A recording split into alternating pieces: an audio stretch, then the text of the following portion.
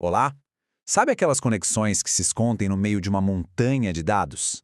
Bom, é sobre isso que a gente vai conversar hoje. Vamos mergulhar na mineração de padrões frequentes, que é basicamente a arte de achar essas regularidades em lugares tão, mas tão grandes que seria impossível olhar um por um. Então, para começar, vamos pensar numa situação real. Imagina só uma loja, um supermercado gigante, com milhões e milhões de vendas. Como é que se descobre o que as pessoas levam junto no carrinho? Parece uma pergunta simples, né? Mas, na verdade, responder isso é um desafio computacional gigantesco. E olha só a dimensão do problema. Se a gente pegar só 30 itens, 30 coisinhas, o número de combinações possíveis já passa de 1 bilhão. 1 bilhão. É o que a gente chama de explosão combinatória. Não dá nem para começar a pensar em analisar cada uma dessas combinações, uma por uma. É simplesmente impossível. É aí que a gente entra no nosso primeiro grande desafio, né? Como é que se acha um sinal, um padrão que faz sentido no meio desse mar de ruído de mais de 1 bilhão de combinações? É tipo procurar uma agulha num palheiro gigantesco. Para a gente começar a organizar essa busca, a gente precisa de um conceito-chave, o item set. Nome chique, né? Mas é super simples. Um item set é só qualquer combinação de itens, tipo pão-manteiga. E o nosso grande objetivo é justamente esse, descobrir quais desses item sets aparecem juntos com frequência. Ok, e onde é que a gente acha esses item sets? Bom, eles estão dentro do que chamamos de transação. Uma transação nada mais é que um evento único com um grupo de itens. Pensando num supermercado, a analogia é perfeita. Cada carrinho de compras é uma transação.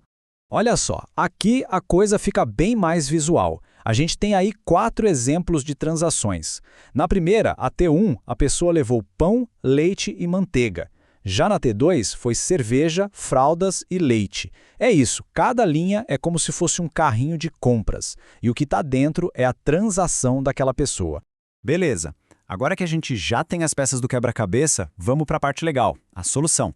Como é que a gente começa a minerar isso para achar repetições que, realmente signifiquem alguma coisa? E a nossa primeira ferramenta, e talvez a mais importante, se chama suporte. Pensa no suporte como um grande filtro. O que ele faz? Ele mede o quão frequente um item set aparece no total de transações. É ele que vai separar o joio do trigo, ou seja, os padrões que são comuns daqueles que são super raros, que talvez tenham aparecido só por acaso. E isso leva a gente para uma sacada genial, uma lógica que basicamente torna toda essa busca possível. Pensa comigo. Se um conjunto de itens já é raro, qualquer conjunto maior que tem esses itens dentro vai ser mais raro ainda, certo? Se pouca gente compra pão-manteiga, menos gente ainda vai comprar pão, manteiga e geleia. É essa a lógica, que parece super simples, que nos dá o poder de descartar bilhões de combinações sem nem precisar olhar para elas. Então, como é que o processo funciona na prática? É meio que uma escadinha. Primeiro, a gente calcula a frequência de cada item sozinho, tipo só o pão. Depois a gente faz uma limpa, joga fora tudo que apareceu pouco. E aí vem a parte legal. A gente começa a combinar o que sobrou para criar pares, tipo pão, manteiga, e repete o processo todo de novo. A gente vai construindo os padrões de baixo para cima. Mas, achar esses padrões frequentes é só a primeira parte da jornada. O verdadeiro ouro está no que a gente faz com eles. É quando a gente transforma essa frequência toda em regras práticas, em insights que podem virar ações de verdade. E é aí que surge a regra de associação. É basicamente uma frase no formato se isso, então aquilo, baseada nos padrões que a gente encontrou. Por exemplo, se uma pessoa compra pão, então é provável que ela também compre manteiga. A parte do se a gente chama de antecedente, e a do então é o consequente. Simples assim. Beleza, mas quão forte é essa regra? Para medir isso, a gente usa a confiança. A confiança responde à pergunta, das vezes que a primeira parte aconteceu, quantas vezes a segunda também aconteceu? Por exemplo, uma confiança de 60% na regra do pão e manteiga significa que, de todos os carrinhos que tinham pão, 60% deles também tinham manteiga. É basicamente o nível de confiabilidade da nossa regra. Só que confiança alta pode enganar, e é por isso que a gente precisa de outra medida, o lift. O lift é o que separa uma conexão real de uma simples coincidência. Ele nos diz o quanto a compra do segundo item se torna mais provável só porque o primeiro item está no carrinho. É o que responde, essa regra é realmente interessante ou esses dois itens só são populares e por isso aparecem juntos? E olha só esse gráfico para entender por que o lift é crucial. Na regra A, a gente tem uma confiança altíssima, 90%, mas o lift é quase 1. Sabe o que isso significa? que não tem nada de especial aí, é só uma coincidência de itens populares. Agora, olha a regra B. A confiança é menor, 65%, mas o lift é bem maior que 2. Opa! É essa regra que a gente quer. É ela que mostra uma conexão de verdade, uma que não era óbvia. E agora, vamos sair um pouco do supermercado, porque essa técnica, essa ideia toda vai muito, mas muito além de carrinhos de compra. As aplicações dela são enormes e, em alguns casos, até surpreendentes.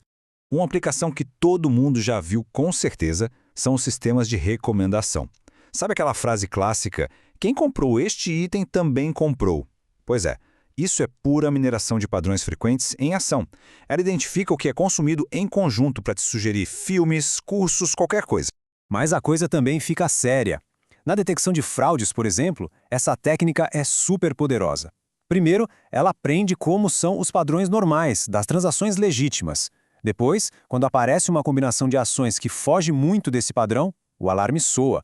É um jeito de encontrar o modus operandi de atividades fraudulentas. Outra área fantástica é a criação de perfis e segmentação. A gente pode usar isso para descobrir combinações de características que definem grupos de pessoas. No marketing, isso cria aquelas personas de clientes baseadas em dados reais. E na saúde, algo super importante, ajuda a caracterizar perfis de pacientes, encontrando sintomas e fatores que costumam aparecer juntos.